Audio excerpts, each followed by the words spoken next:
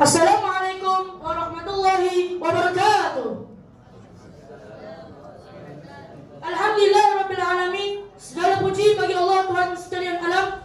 Wassalatu wassalamu ala asyrafil anbiya wal mursalin wa ala alihi wa sahbihi ajma'in. Insyaallah pada hari ini kami bertiga akan memberikan satu tazkirah yang bertajuk musibah. Bila kita berbicara tentang musibah, mesti kita terfikir, kenapa musibah ini berlaku kepada kita? Musibah ialah ujian yang datang daripada Allah untuk menguji tahap imanan hamba-hambanya. Musibah boleh datang kepada kita dalam pelbagai bentuk sesuai dengan firman Allah. A'udzu billahi minasy syaithanir rajim. Bismillahirrahmanirrahim. وَلَنَبْلُوَنَّكُمْ بِشَيْءٍ مِّنَ الْخَوْفِ وَالْجُوعِ وَنَقْصٍ مِّنَ الْأَمْوَالِ وَالْأَنفُسِ وَالثَّمَرَاتِ وَبَشِّرِ الصَّابِرِينَ. Artinya, sungguh akan kami berikan cobaan kepadamu dengan sedikit ketakutan, kelaparan, kekurangan harta, jiwa dan buah-buahan, dan berikanlah berita gembira kepada orang-orang yang sabar. Surah Al-Baqarah ayat ke-155. Dalam ayat ini Allah kata bahawa Allah pasti akan menguji hamba-hambanya dengan sedikit ketakutan dan kelaparan. Contohnya di Palestin, mereka berperang menentang musuh mereka sambil perut mereka berlapar. Ujian yang kedua Allah datangkan ialah ujian kekurangan harta. Contoh ujiannya, kita lihat sahabat-sahabat kita beli belah, tapi kita tidak ada duit. Di situlah Allah hantarkan ujian kepada kita, kekurangan harta. Dan ujian yang ketiga ialah ujian kejiwaan. Contohnya, kita kehilangan sahabat-sahabat kita dan orang-orang yang kita cintai. Dan ujian yang paling akhir ialah ujian buah-buahan. Contohnya, kita ada kebun, tetapi kebun itu tidak dapat mengeluarkan hasil pun. Jadi, inilah bentuk-bentuk ujian yang Allah hantarkan kepada kita.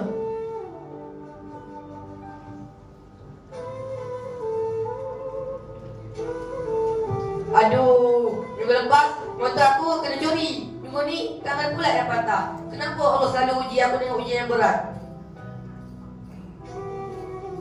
Umas, kadang-kadang kita rasa ujian yang diterima ujian yang paling berat.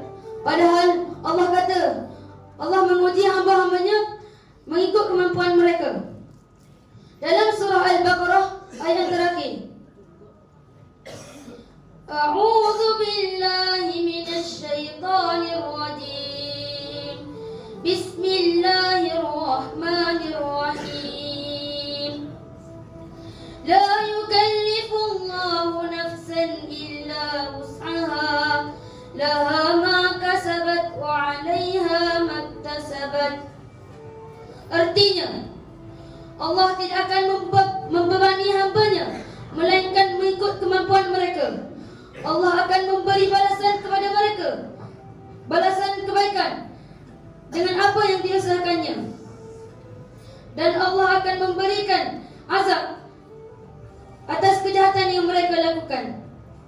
Manusia kalau sayangkan seseorang, dia akan beri semuanya, segalanya. Tetapi kalau Allah sayangkan hamba-hambanya, Allah akan beri ujian dan beri ujian. Semakin Allah sayang kepada kita, semakin banyak ujian yang menimpa. Bermakna Allah tak beri, Allah tak nak kita lupa, kita leka kepadanya.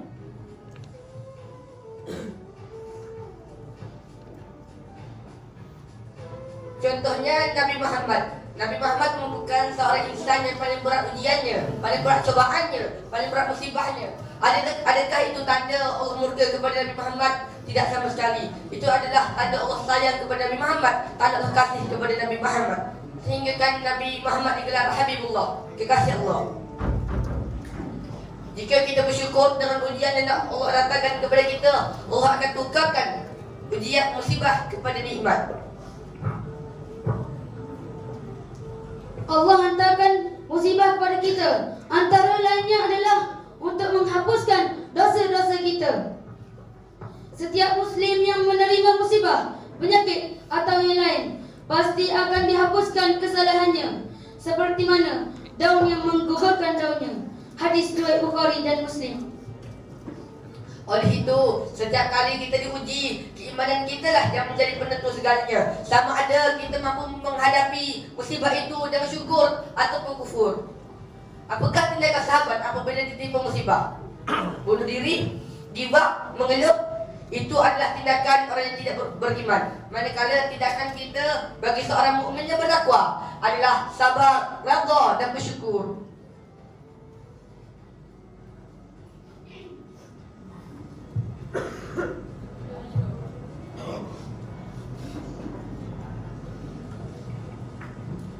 Surah Az-Zumar ayat ke-10. A'udzu billahi minasy syaithanir rajim. Bismillahirrahmanirrahim. Innama yuwaffas sabiruna ajrahum bighairi hisab. Artinya, sesungguhnya hanya orang-orang yang bersabarlah yang dicukupkan pahala mereka tanpa batas. Imam Al-Ghazali berpendapat bahawa sabar bermaksud menahan diri daripada mengeluh, marah dan keinginan hawa nafsu. Sabar terbahagi kepada 3. Yang pertama, sabar dalam melakukan ketaatan kepada Allah. Sabar yang kedua, sabar daripada melakukan maksiat. Yang ketiga, sabar dalam menghadapi musibah. Sabar adalah satu sifat mahmudah yang ditutup dalam Islam sebagai ciri seorang yang bertakwa. Pendek kata, sabar memaksud tabah menghadapi musibah dan cobaan. Sabar memang mudah disebut, tapi amat sukar untuk dilaksanakan, kecuali orang yang teguh imannya. Kita perlu menghadapi musibah. Dengan penuh keinsafan dan redha kepada Allah Subhanahu wa taala. Sikap redha haruslah diamalkan, baik kita menerima nikmat ataupun ditimpa musibah. Orang mukmin, keputusan yang terbaik ialah keputusan yang Allah telah tetapkan. Ditimpa musibah ini tidak bermakna bahawa kita putus asa. Ditimpa musibah ini tidak bermakna kita berputus asa, mengeluh atau mengurut-ngurut sehingga kan kita tergolong dalam golongan yang tidak bersyukur. Jika kita bersyukur dengan ujian yang Allah datangkan kepada kita, Allah akan tukar musibah kepada nikmat. Contohnya, dulu ada seorang ustaz diuji dengan kekurangan harta. Dia duduk di tupak, dia ngajar di kolej. Disebabkan seorang ustaz ini dia berulang-alik ke kolej hingga tupak semata-mata untuk menyampaikan ilmu Allah. Disebabkan seorang ustaz ini sabar, tidak mengeluh, redha menerima ketuhanan Allah dan syukur dengan hati terbuka. Allah gantikan dengan nikmat yang lebih besar. Allah gantikan dengan arus.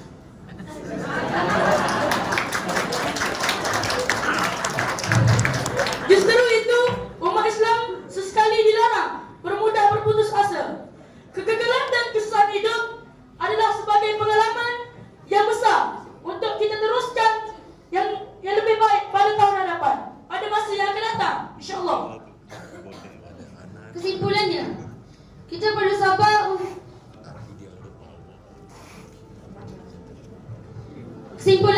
Semakin kita sabar